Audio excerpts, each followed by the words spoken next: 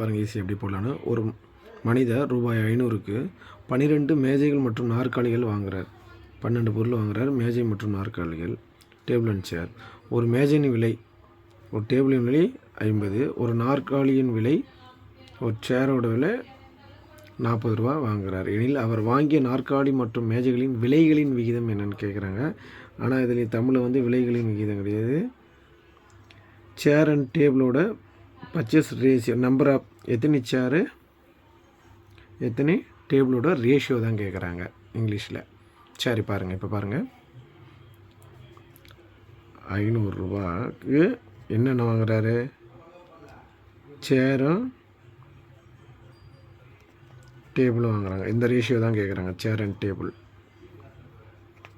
Chairs and tables. எத்தனை chairs வாங்குறாங்கன்னா 500 ரூபாய்க்கு வாங்குறாங்க. ஒரு சேரோட சேரோட ரேட்டு 40 ரூபா. அப்போது 10 சேர் வாங்குறாங்க. இதில் 2 டேபிள். 10 × 40 400. இது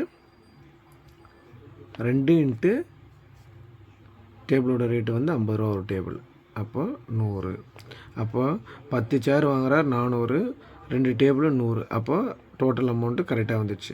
அப்போது சேர் ரேஷியோ கேட்குறாங்க. சேர் எவ்வளோ? 10, டேபிள் 2. அமௌண்ட்டோடு கேட்கல, நம்பர்ஸ் சேர் அண்ட் டேபிளோட நம்பர்ஸ் ரேஷியோ தான் கேட்குறாங்க. இப்போ அடித்தா ஒரு முறை போகும், இது அடித்தா 5 முறை. அப்போ 5:1. ஆன்சர் ஏ தான் சரி.